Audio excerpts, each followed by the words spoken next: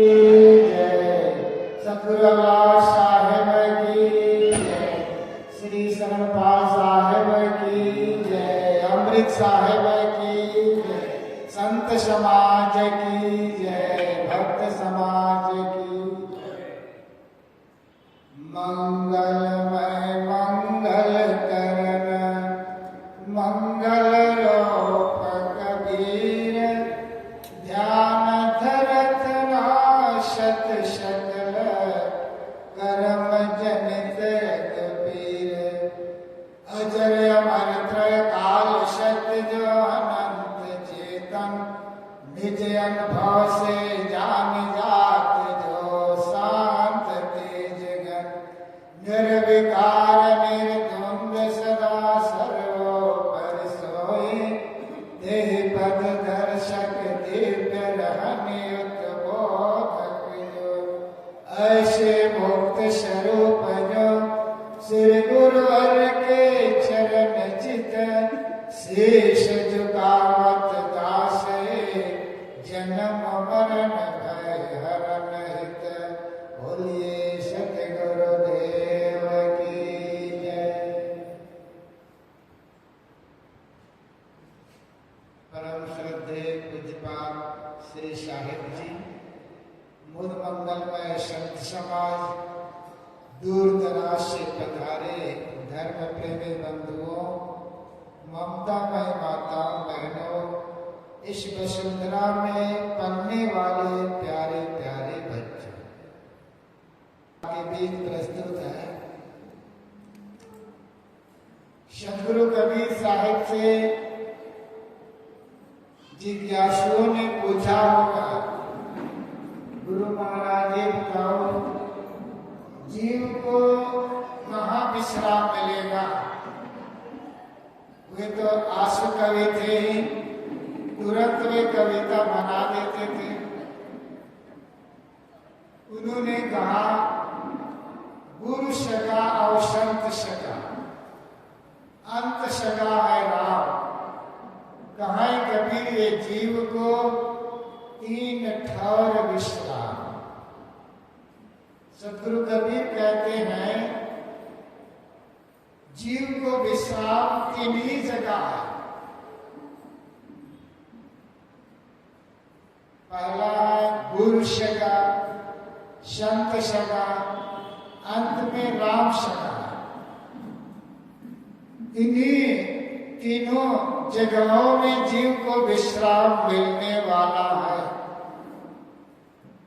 हमारे पास चाहे जितनी संपन्नता हो जाए, लेकिन अंदर अंदर विपन्नता बनी रहती है।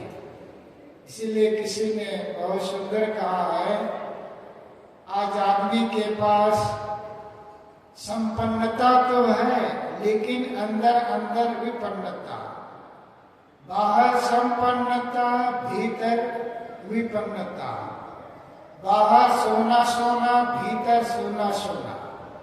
बाहर चकाचक, भीतर खाली खाली। बाहर की संपन्नता से आंतरिक संपन्नता नहीं मिलती।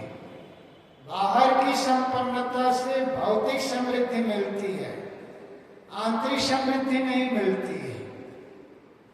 भौतिक समृद्धि से आदमी परिचित है, आंतरिक समृद्धि से आदमी अपरिचित है। ये सद्गुरु और संतों के सानिध्य में हमें आंतरिक समृद्धि मिलती है। बाहर की संपन्नता से आदमी परिचित रहता है, आंतरिक संपन्नता से आदमी अपरिचित रहता है। आज भौतिक समृद्धि तो है, भौतिक पदार्थ आदमी के पास तो है, लेकिन जो सुख मिलना चाहिए वो सुख नहीं मिल पाता है। इसलिए सतगुरु कबीर कहते हैं, गुरु सगा और संत सगा, अंत सगा है राम। कहाँ कबीर ये जीव को 3 ठौर विश्राम। गुरु सगा है, संत सगा है, अंत में राम सगा है। इन्हीं 3 जगहों में जीव को विश्राम मिलने वाला है।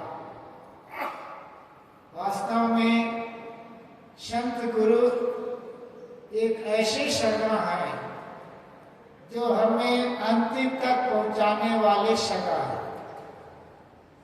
संसार में जितने सगा है वो अंतिम तक पहुंचाने वाले सगा नहीं है। जितने सगा है वे सब सगा बीच में मिलते हैं और बीच में छूट जाते हैं। लेकिन संत और गुरु ऐसे सगा है जो हमें अंतिम मंजिल तक पहुंचाते हैं। इसीलिए सद्गुरु विशाल देव ने कहा है,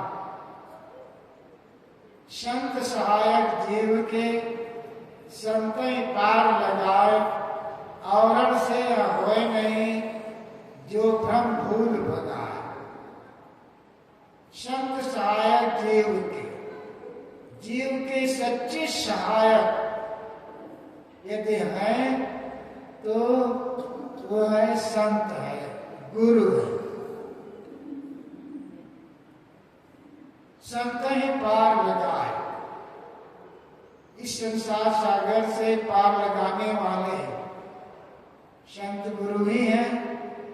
औरों से यह हो नहीं, औरों से संभव नहीं है जो हमारे भ्रम और भूल को भगाए। जीव के सच्चे उद्धारक सहायक संत गुरु ही है। इसलिए सद्गुरु विशाल देव ने कहा है, उपकारिन में उपकार गुरु, ज्ञानिन में गुरु ज्ञान, रक्षक में रक्षक गुरु, गुरु सम अन्य न आम। दुनिया में जितने भी उपकार करने वालों में गुरु का उपकार महान है। माता पिता का उपकार कम नहीं है। माता पिता के द्वारा जन्म मिलता है, पढ़ाते लिखाते योग्य बनाते, योग काम में लगाते, घर के उत्तराधिकारी बनाते हैं। ये कम उपकार नहीं, लेकिन भौतिक उपकार है।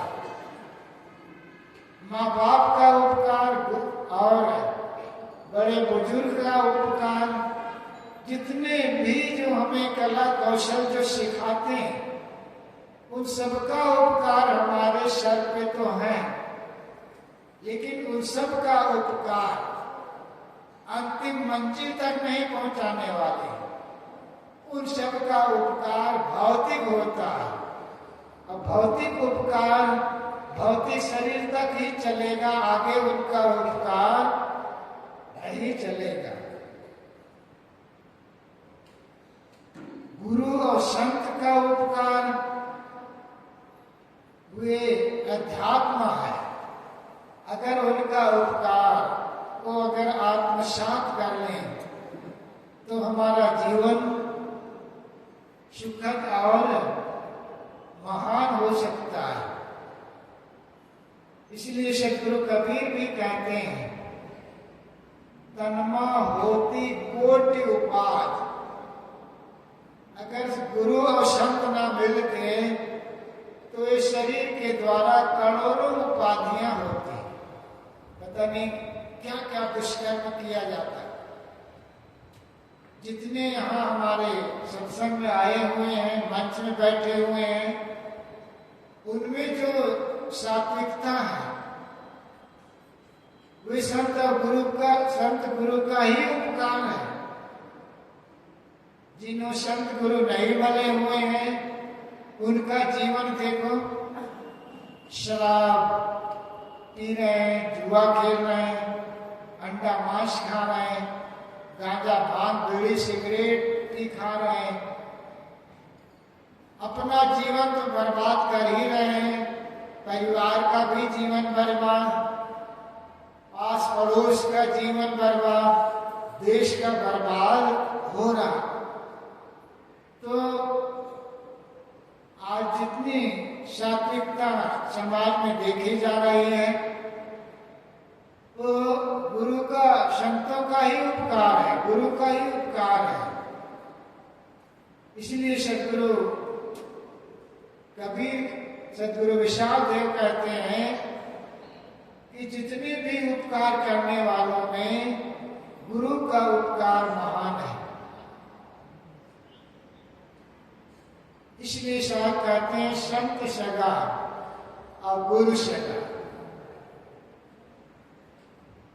संत और गुरु एक ऐसे सगा है जो हमें अंतिम मंजिल तक पहुंचाने वाले हैं।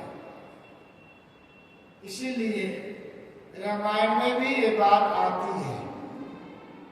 श्री राम के मुख से गोस्वामी जी कहलवाते हैं, प्रथम भक्ति संतन कर संगा। ऐसे पहली भक्ति है संतों का संग करना। और सातवीं भक्ति में वो बतलाते हैं, सतई सम मोह जग देख है, मोते अधिक संत का लेख है। ऐसे सातवीं भक्ति है मेरे समान सभी प्राणियों को समझना। अगर संत मिल जाए तो मुझसे अधिक समझना। महाभारत में भी ये बात आती है। वहां भी भगवान कृष्ण के मुख से कहलवाया गया, जो अपेक्षा रहित मननशील समतालु निर्वैरी संत महात्माओं के पीछे पीछे मैं इसलिए घुमा करता हूँ, उनके चरण रज मेरे अंगों में पड़ जाए और मैं पवित्र हो जाऊं। निरपेक्षम मनिम शांतम निर्वैरम अनुव्रजा मित्यम निर्णय। अपेक्षा रहित मननशील समतालु निर्वैरी संत महात्माओं के पीछे पीछे मैं इसलिए घुमा करता हूँ, उनके चरण रज मेरे अंगों में पड़ जाए और मैं पवित्र हो जाऊं। जो महापुरुष को हम जानते हैं वो ऐसे ही महापुरुष नहीं हो गए, कर्म करके महान हुए।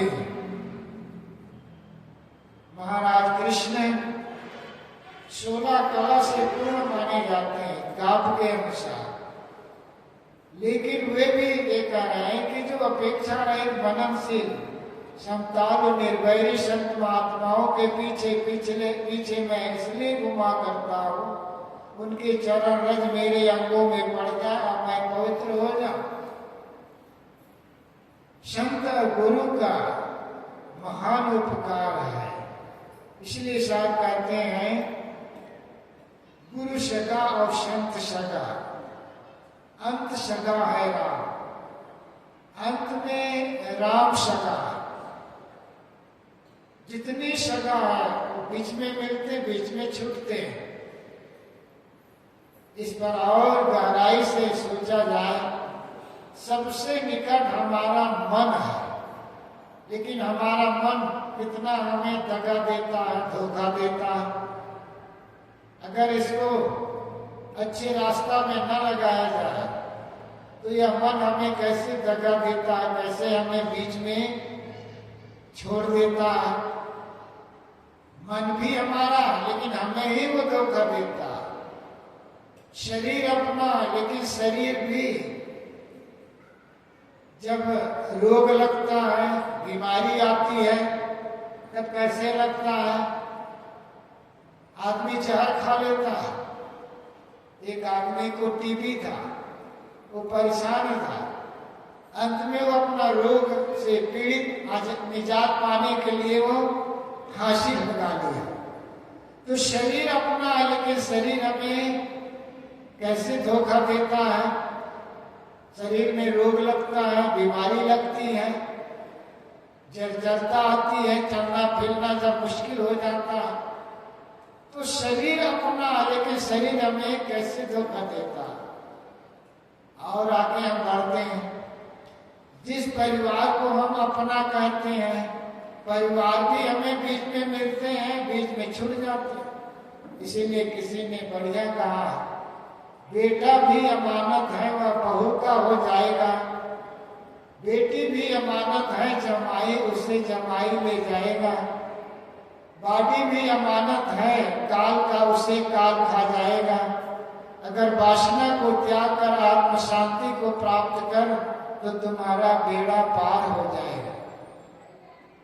बेटा भी अमानत है, वह बहू का हो जाएगा। बेटा आपका अमानत नहीं, वो बहू का अमानत है, बहू का धरोहर है, एक दिन वह बहू का हो जाएगा। बेटी भी अमानत है जमाई का, दामाद का वो अमानत है, धरोहर है, एक दिन जमाई दामाद आएगा, उन्हें भी वो ले जाएगा। ये बाडी भी आपका अमानत नहीं है, ये काल का अमानत है, धरोहर है, एक दिन काल आएगा, ये काल भी इस शरीर को दबोच लेगा। कहने वाला कह रहा है अगर वासना को त्याग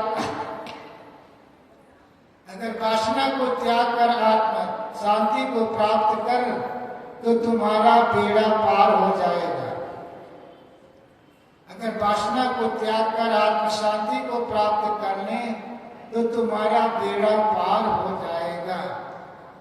तो जिसको हम अपना कहते हैं एक दिन सपना हो जाता है। हमारे पर पितामह वो सपना हो गए, हमारे गुरु भी सपना हो गए। इसलिए जो सपना में मिला हुआ है वो सब बीच में ही छूट जाते हैं। जागृत में मिला हुआ वो भी छूट जाते हैं। इसलिए असली सका है वो सका है राम सका है। संत गुरु भी बीच में मिलते हैं और प्रेरक है। हमें अंत में राम सका में हमें विश्राम मिलेगा। राम में ही जीव को सच्चा विश्राम मिलेगा। राम कबीर साहब का राम कहीं सातवें आसमान में नहीं बैठा हुआ है। कबीर साहब का नाम जीता जागता मनुष्य के रूप में विद्यमान है। सबकी अंतरात्मा यही तो परमात्मा है। आत्मा को छोड़ करके परमात्मा कहाँ से हमें मिलेगा? जीव को छोड़ करके शिवत्व की घटना कहाँ से घटेगी? आत्मा को छोड़ करके परमात्मा की घटना कहाँ घटेगी? कबीर साहब इसी तरफ इशारा करते हैं। और ये वेदों में जो 4 महावाक्य है आता है इसी की ओर इशारा है। वेदों में बताया गया है 4 महावाक्य। अहम ब्रह्मास्मि, तत्त्वमसि, ऐ आत्मा ब्रह्म, प्रज्ञानम ब्रह्म। ये 4 महावाक्य है। चारों वेदों के 4 महावाक्य माना जाता है। किसी साधक ने पूछा होगा किसी ऋषि से कि आप कौन हैं? तो ऋषि ने कहा अहम ब्रह्मास्मि, अर्थात मैं ही ब्रह्म हूं। तो साधक ने पूछा होगा हम लोग, तब ऋषि कहते हैं तत्त्वमसि, अर्थात तू भी है, मेरा ही स्वरूप है। और अन्य तो ऋषियों ने कहा आत्मा ब्रह्म, आत्मा ही ब्रह्म है। आत्मा सब में विराजमान है, जीव सब में विराजमान है।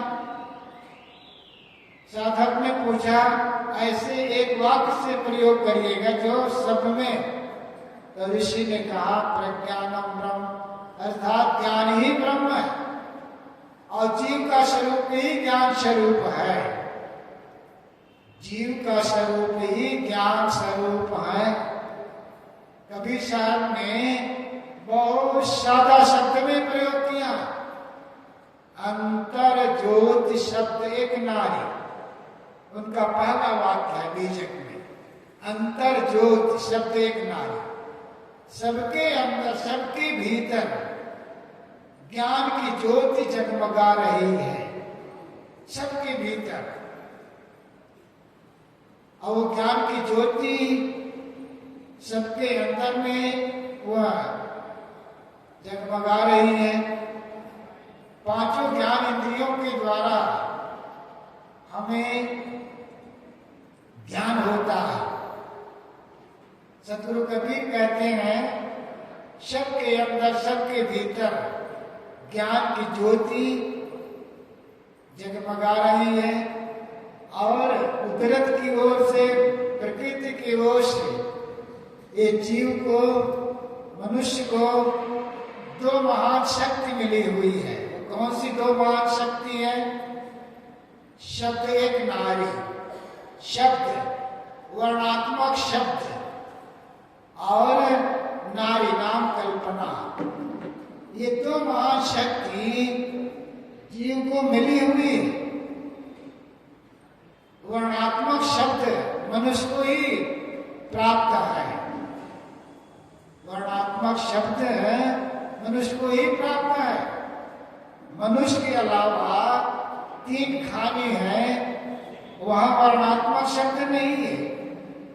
मनुष्य में ही वर्णात्मक शब्द है। अभी हम लोग सुन रहे हैं, मैं बोल रहा हूं, ये क्या है? शब्दों का आदान प्रदान हो रहा है। तो ये जो शब्द शक्ति है, वाणी की शक्ति है, कुदरत की ओर से, प्रकृति की ओर से ये मिली हुई है। और नारी अर्थात कल्पना की शक्ति। कल्पना, कल्पना एक अनुमान कल्पना है, लेकिन यहाँ कल्पना करता है अनुसंधान, खोज। जीव की ही यह खोज है। ये सारे ज्ञान विज्ञान किसके द्वारा निकले हुए हैं? जीव के द्वारा ही निकले हुए हैं। आज दुनिया में जो ज्ञान दिख रहे हैं, वो ज्ञान कहाँ से निकला? जीव के अंदर से निकला, मनुष्य के अंदर से निकले हुए हैं। सतगुरु अभिलाष साहब ने कहा है, वेद शास्त्र कुरान गुरबाणी जहां तक, जीव ही की देन है प्रज्ञा कहां तक। ज्ञान व विज्ञान का शोधक वही है, विश्व के सारे विषय बोधक वही है। ब्रह्म ईश्वर देवताओं का सृजेता, प्रकृति के गुण शक्ति सीमा पर विजेता। जीव के समतुल्य केवल जीव ही है, अखिल मानव सृष्टि का जीव है।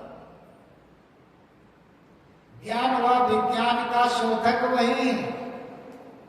सतगुरु अभिलाष साहब लिखते हैं, ज्ञान व विज्ञान का शोधक वही है। वही अर्थात जीव ही है। ज्ञान और विज्ञान का शोधक वही अर्थात जीव ही है। वेद शास्त्र पुराण गुरबाणी जहां तक, वेद शास्त्र पुराण गुरबाणी जहां तक, जीव ही की देन है। ये जीव ही की देन है। प्रज्ञा कहां तक? जहां तक प्रज्ञा अर्थात ज्ञान जहां तक है, वो जीव का ही देन है। और यहाँ तक ब्रह्म ईश्वर देवताओं का सृजेता, ब्रह्म ईश्वर देवताओं का सृजेता ये मनुष्य ही है, जीव ही है, अर्थात मनुष्य ही है। ब्रह्म ईश्वर देवताओं का सृजेता, प्रकृति के गुण शक्ति सीमा पर विजेता। जीव के समतुल्य केवल जीव ही है, अखिल मानव सृष्टि का यहाँ भीव है। जीव अर्थात मनुष्य, सारे ज्ञान विज्ञान का, ज्ञान विज्ञान की खोज मनुष्य अर्थात जीव ही करता है। मैं साखी उठाया था, गुरु सका और संत सका, अंत सका है राम। कहां कबीर ये जीव को तीन ठौर विश्राम। अंत में राम सका है, वो राम अपना राम है, अपना स्वरूप है, अपनी चेतना है। जीव को अपने में ही विश्राम मिलेगा और कहीं विश्राम मिलने वाला नहीं है। इस संदर्भ में हम संत गुरु द्वारा और चिंतन हम लोग सुनेंगे। पूज्य साहब जी का आह्वान है, यहीं पर मैं अपनी बात विराम देता हूँ। बोलिए सद्गुरु देव की जय।